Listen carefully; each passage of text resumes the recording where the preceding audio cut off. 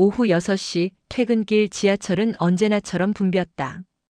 56세 박영숙은 낡은 가방을 무릎 위에 올려놓고 창밖을 내다보았다.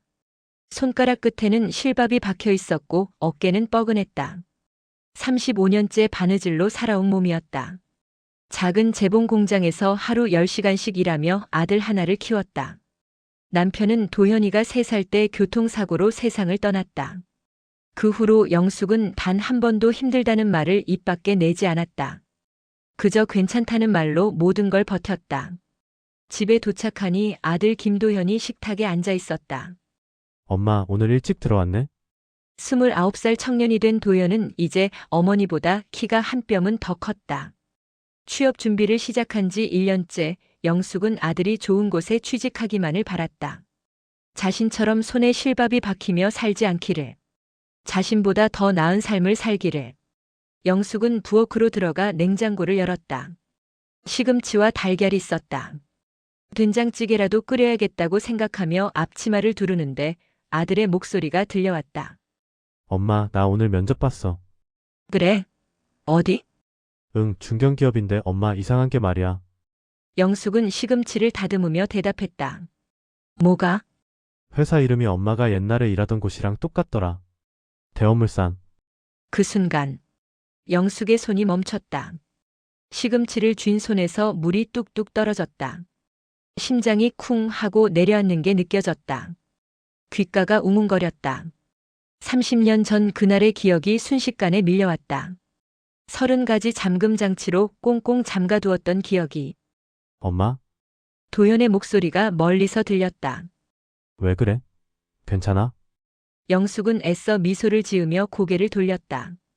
아무것도 아니야. 그냥 옛날 생각이 나서. 엄마도 거기서 일했어? 나 거기 붙으면 좋겠다. 조건도 괜찮고. 그래 좋겠구나. 영숙의 목소리는 평소보다 낮게 가라앉았다. 아들은 눈치채지 못했다. 그저 기대에 부푼 얼굴로 면접 이야기를 계속했다. 영숙은 고개를 끄덕이며 듣는 척했지만 아무것도 귀에 들어오지 않았다. 그날 밤 영숙은 잠을 이루지 못했다. 천장을 바라보며 30년 전 그날을 떠올렸다. 26살 갓 결혼한 신혼이었던 자신. 회계 보조 직원으로 일하던 대원물산의 좁은 사무실. 그리고 그날 우연히 본 서류. 상사의 책상 위에 놓인 장부. 거기에 적힌 숫자들이 맞지 않았다. 처음에는 실수인 줄 알았다. 하지만 점점 더 많은 것들이 보였다. 돈의 흐름이 이상했다. 누군가 의도적으로 숨기고 있었다. 그리고 그걸 알아버린 자신을 향한 차가운 시선들. 김영숙 씨 본 거 없죠? 네네. 좋아요. 당신도 가족이 있잖아요. 그때 영숙은 임신 3개월이었다. 뱃속의 아이를 지키기 위해 영숙은 입을 다물었다. 그리고 조용히 사표를 냈다. 남편에게도 말하지 않았다. 그저 몸이 안 좋아서라고만 했다. 그 후 남편이 세상을 떠나고 영숙은 혼자가 되었지만 단 한 번도 그 이야기를 꺼내지 않았다. 말하면 살 수 없다는 걸 알았으니까. 다음 날 아침 도현이 출근길에 나가며 말했다. 엄마, 나 2차 면접 연락 왔어. 영숙은 웃으며 대답했다. 그래, 잘 됐구나. 하지만 아들이 현관문을 나서는 순간 영숙의 미소는 사라졌다. 손이 떨렸다. 재봉틀 앞에 앉았지만 바늘을 제대로 잡을 수가 없었다. 대원물산. 그 이름이 30년 만에 다시 그녀의 삶 속으로 들어왔다. 이번에는 가장 소중한 아들을 통해서. 영숙은 실밥을 집어들었다. 그리고 조용히 중얼거렸다. 제발 아무 일도 없게 해주세요. 하지만 영숙은 알고 있었다.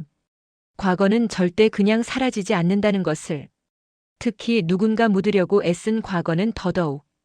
도현은 어릴 적부터 궁금했다. 왜 엄마는 자신의 과거 이야기를 하지 않는 걸까?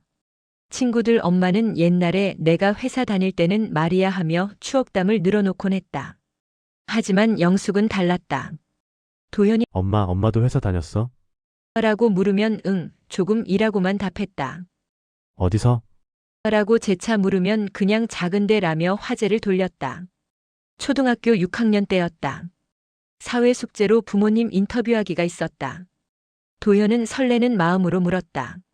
엄마, 처음 직장은 어디였어? 그때 영숙의 손이 멈췄다. 설거지하던 손에서 그릇이 미끄러져 바닥에 떨어질 뻔했다. 그건 중요하지 않아. 다른 거 물어봐. 도연은 그날 이후 다시는 묻지 않았다. 엄마 얼굴이 너무 창백해졌으니까. 뭔가 말하면 안 되는 비밀이 있는 것 같았으니까.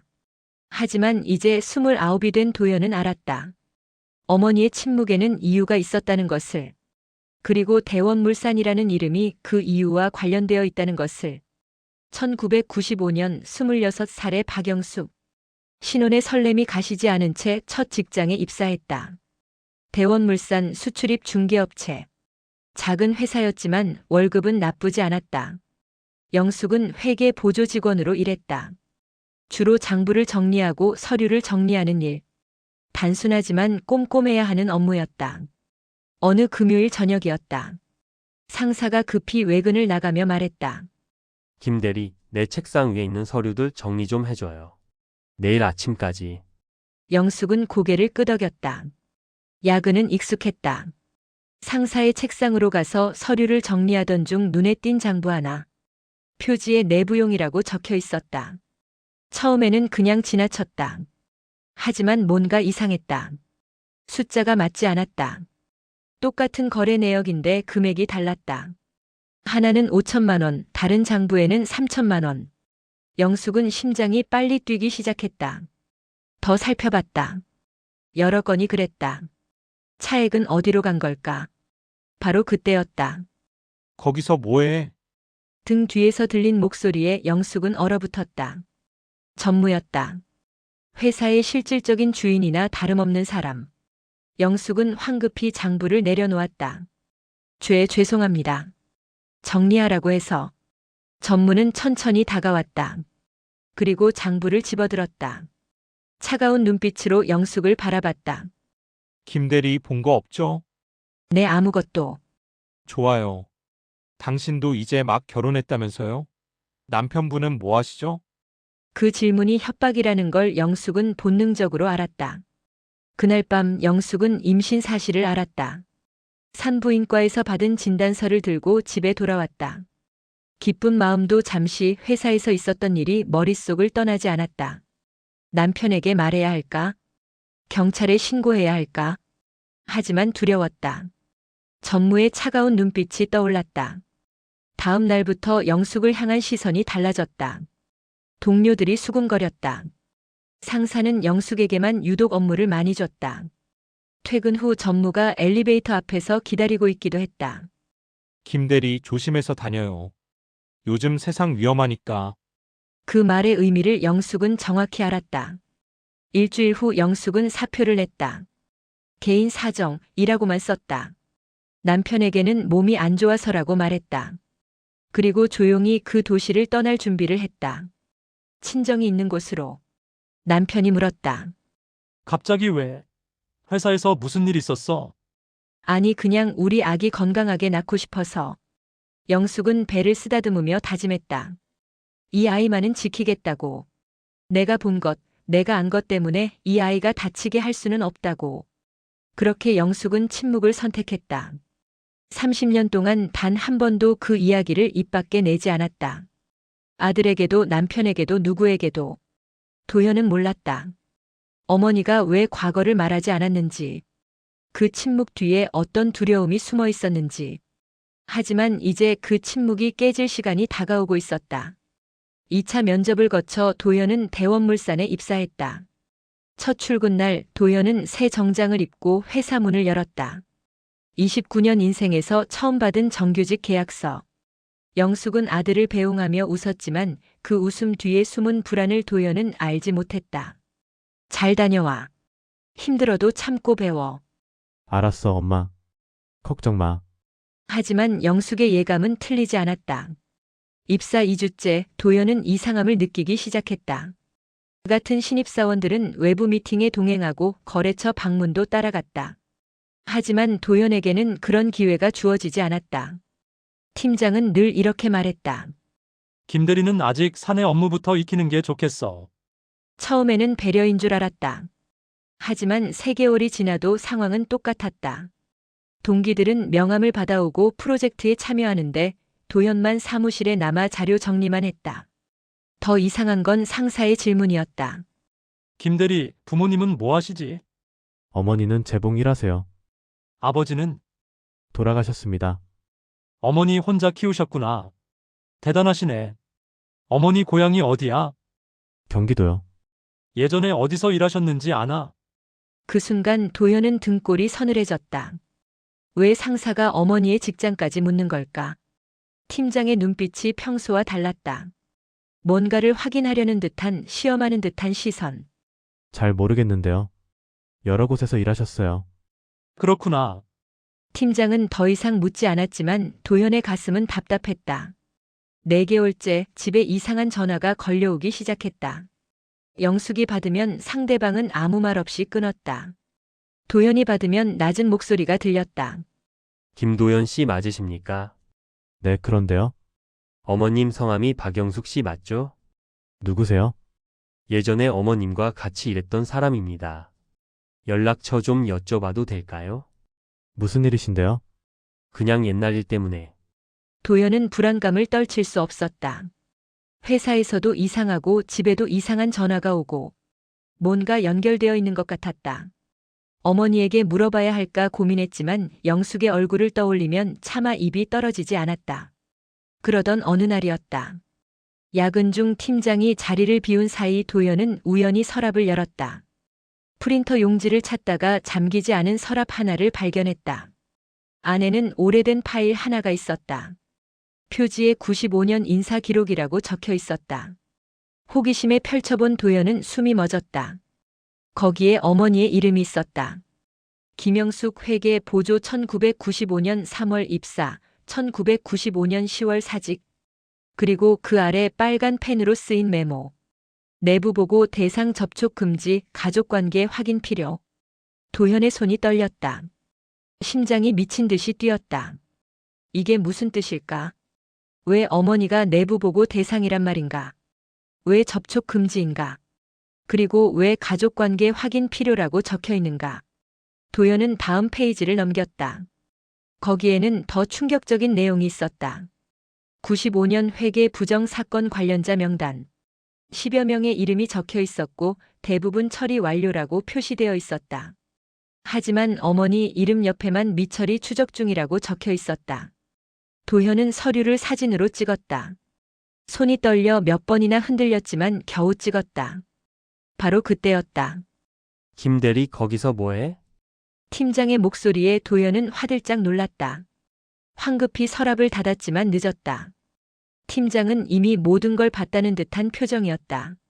아, 용지 찾다가. 그래. 찾았어? 팀장은 천천히 다가와 서랍을 잠갔다. 그리고 차갑게 말했다. 김대리 일찍 들어가.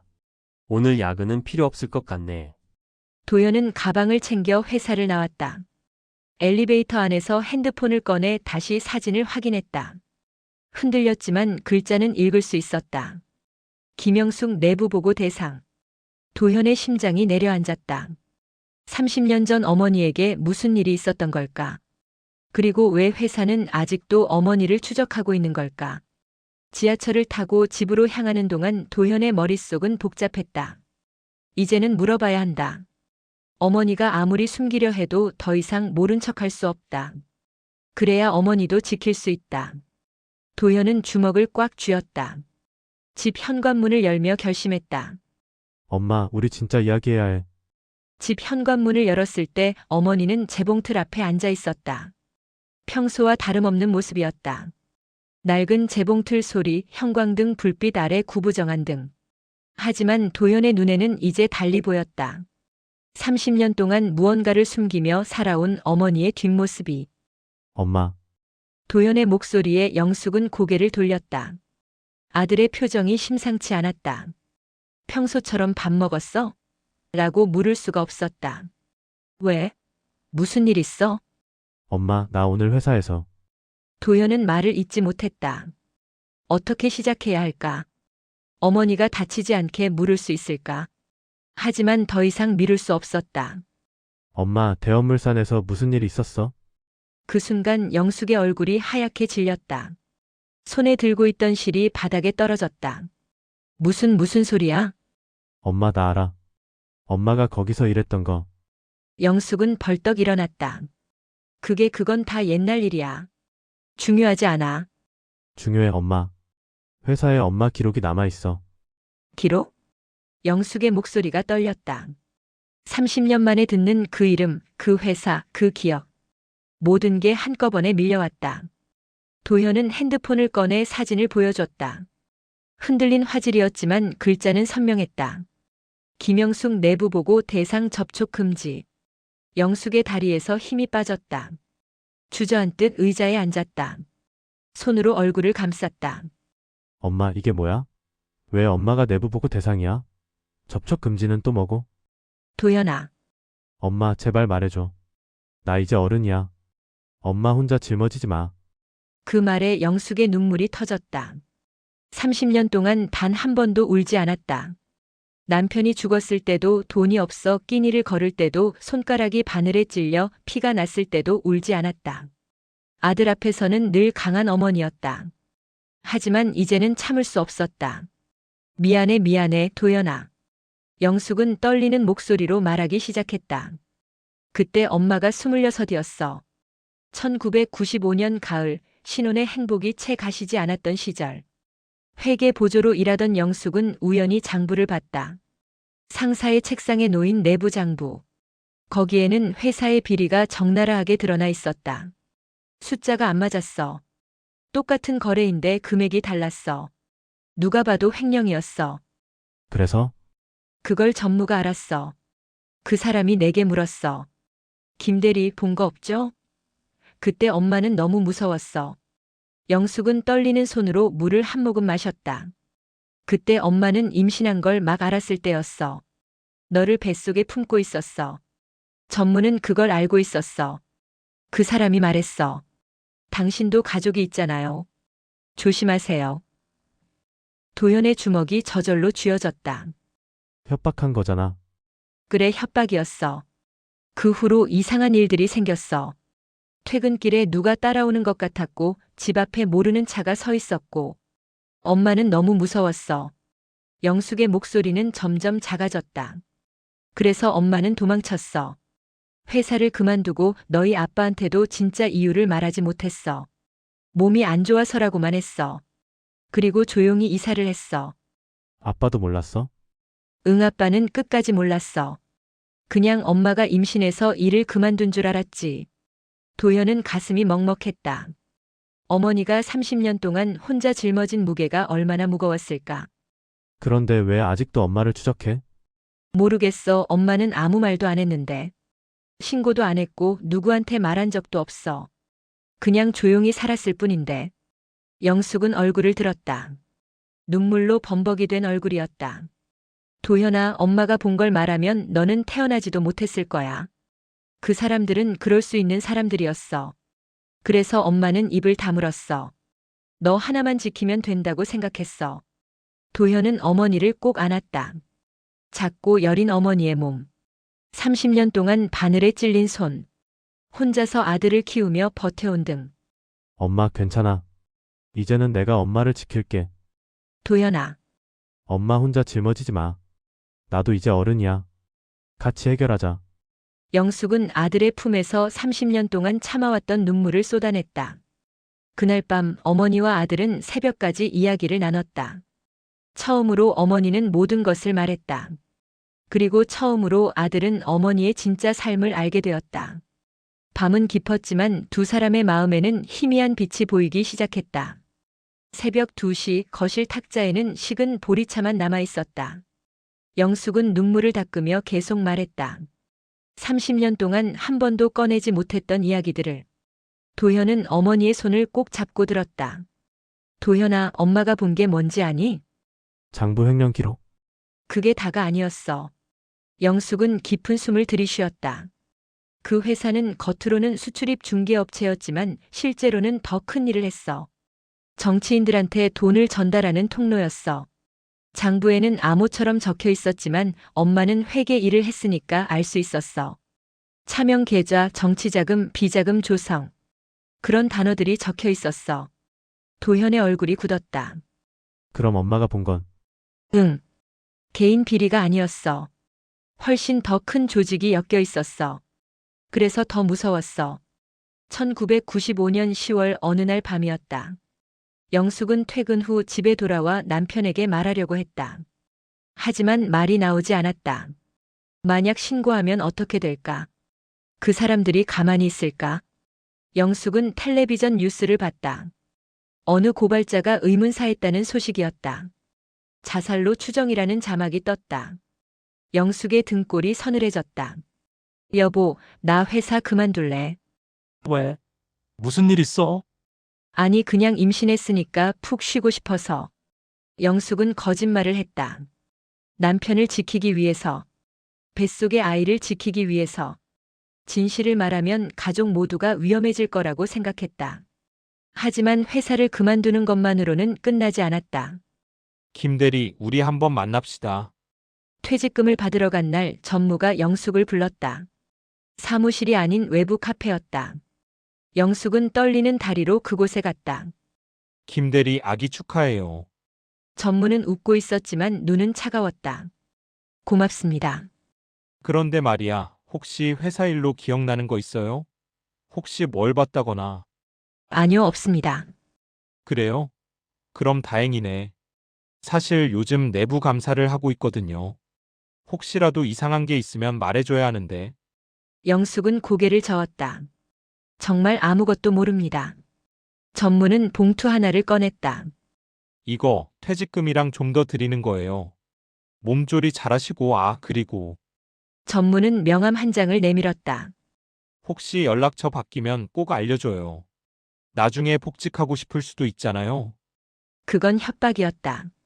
우리는 내가 어디 있는지 알아야 한다는.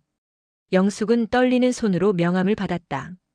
집에 돌아와서는 그 명함을 찢어버렸다. 그리고 남편에게 말했다. 여보, 우리 이사 가자. 왜 갑자기? 그냥 새로 시작하고 싶어. 아기도 태어날 건데 더 좋은 환경에서 살고 싶어. 남편은 고개를 끄덕였다. 의심하지 않았다. 아내가 임신해서 둥지 본능이 생긴 거라고 생각했다.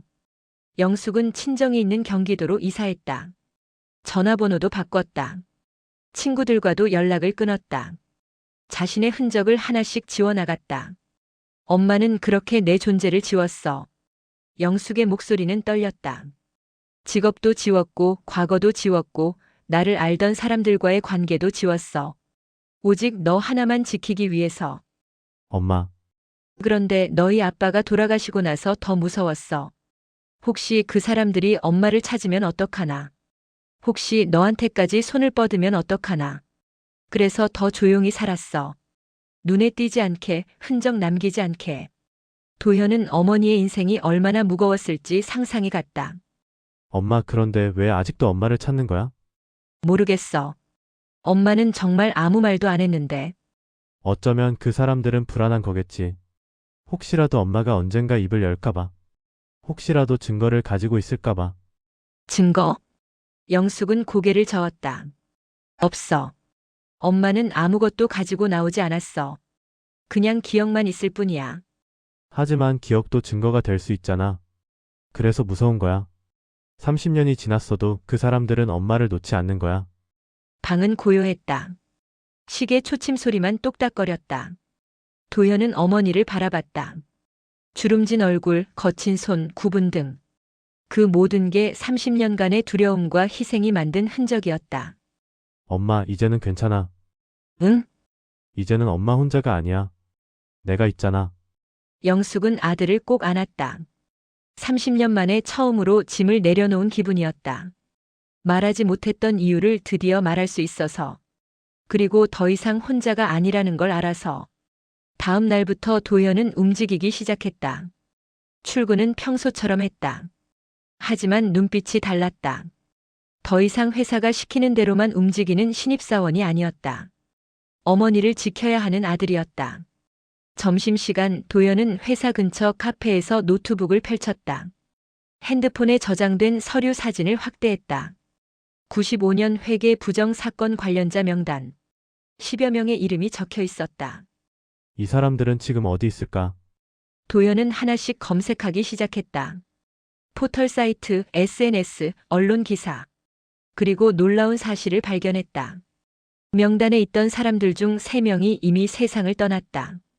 2003년 교통사고, 2008년 투신, 2015년 심장마비. 모두 사고사로 처리되었지만 뭔가 석연치 않았다. 특히 투신한 사람은 당시 40대 중반으로 별다른 우울증 병력도 없었다고 기사에 나와 있었다. 이게 우연일까? 도현의 등골이 서늘해졌다. 어머니가 왜 그토록 두려워했는지 이해가 됐다. 그날 저녁 도현은 익명 게시판에 글을 올렸다. 1995년 대원물산에서 근무하셨던 분 계신가요? 회계부정 사건에 대해 알고 계신 분이 있다면 연락 주세요. 기대하지 않았다. 30년 전 일이었으니까. 하지만 놀랍게도 다음 날 아침 쪽지가 와 있었다. 저도 그 회사에서 일했습니다. 저도 피해자입니다. 도현의 심장이 뛰었다. 일주일 후 도현은 조용한 카페에서 한 남성을 만났다. 60대 초반으로 보이는 남성은 긴장한 표정이었다. 저는 당시 격리부에 있었습니다.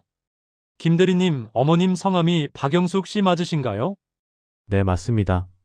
남성은 깊은 숨을 내쉬었다. 저도 그 사건을 알았습니다. 장부 조작, 비자금 조성 말하려고 했죠. 하지만 무서웠습니다.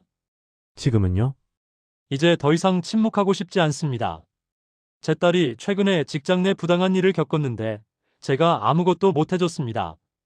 30년 전 제가 비겁했던 것처럼. 두 번째 사람이 나타났다. 50대 여성이었다.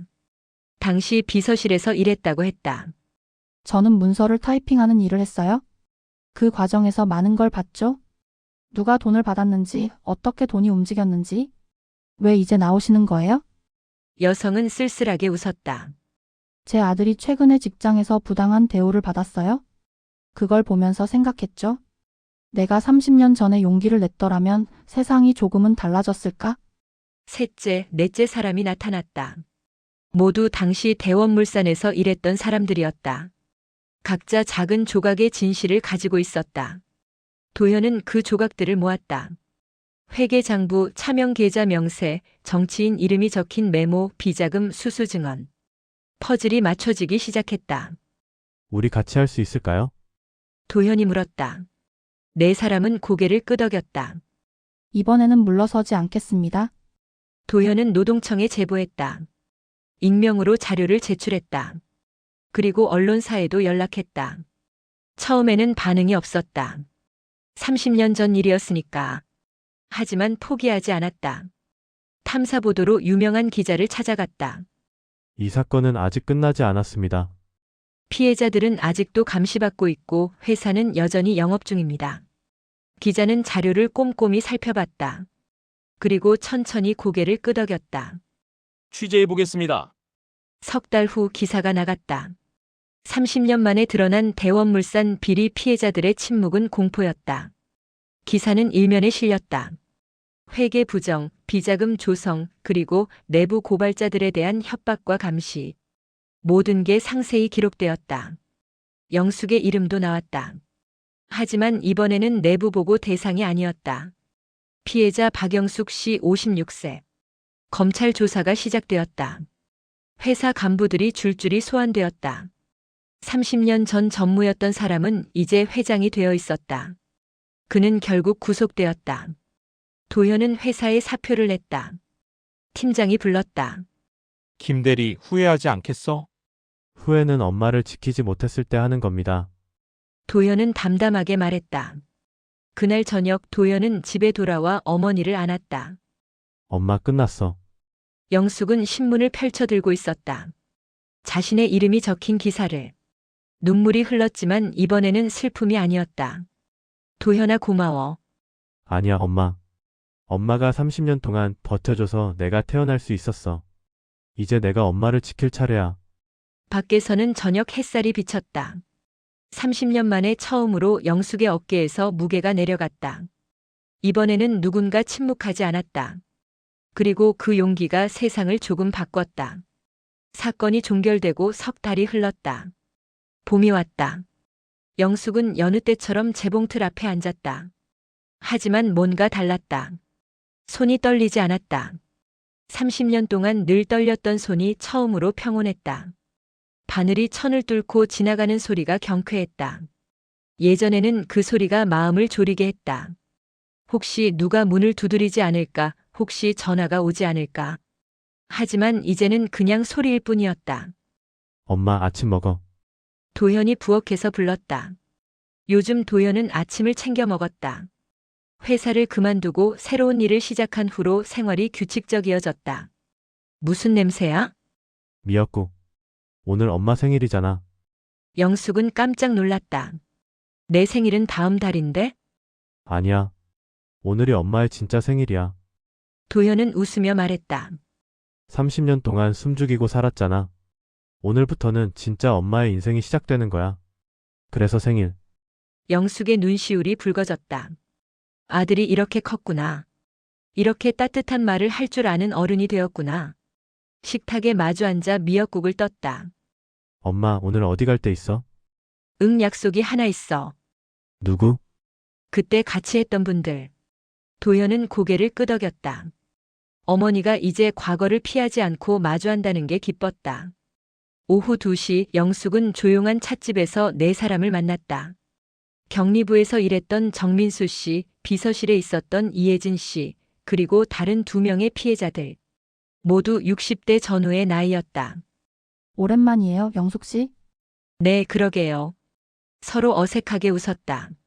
30년 동안 숨어 살았던 사람들이 이렇게 햇빛 아래 앉아 있다는 게 신기했다. 요즘 어떻게 지내세요? 정민수 씨가 물었다. 그냥 평범하게요. 바느질하고 밥 먹고 텔레비전 보고. 평범하게. 좋은 말이네요. 이혜진 씨가 말했다. 저는 이제야 평범하게 산다는 게 뭔지 알 것 같아요. 예전에는 매일이 두려웠거든요. 누가 나를 찾지 않을까, 가족에게 피해가 가지 않을까? 다들 고개를 끄덕였다. 같은 경험을 한 사람들만 아는 공감이었다. 우리 같이 모임 하나 만들까요? 누군가 제안했다.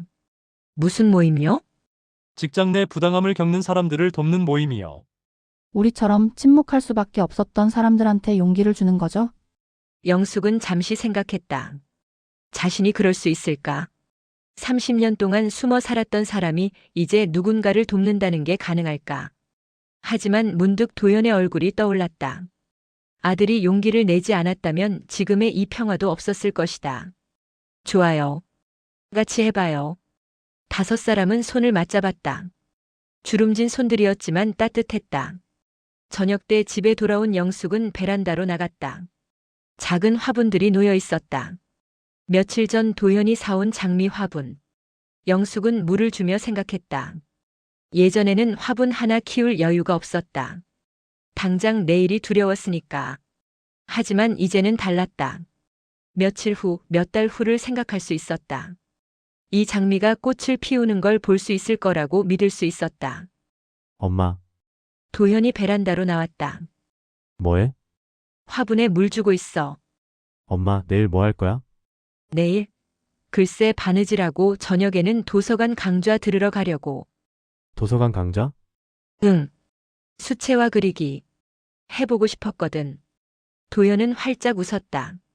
좋다, 엄마. 하고 싶은 거 다 해. 너도 면접 준비 잘하고.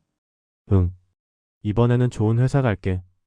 2사람은 나란히 베란다에 서서 저녁 하늘을 바라봤다. 주황빛 노을이 지고 있었다. 엄마, 이제는 숨지 않아도 돼. 도연의 말에 영숙은 고개를 끄덕였다. 응, 알아. 무서우면 말해. 내가 있잖아. 고마워, 도연아. 영숙은 아들의 손을 꼭 잡았다. 거친 손이었지만 든든했다.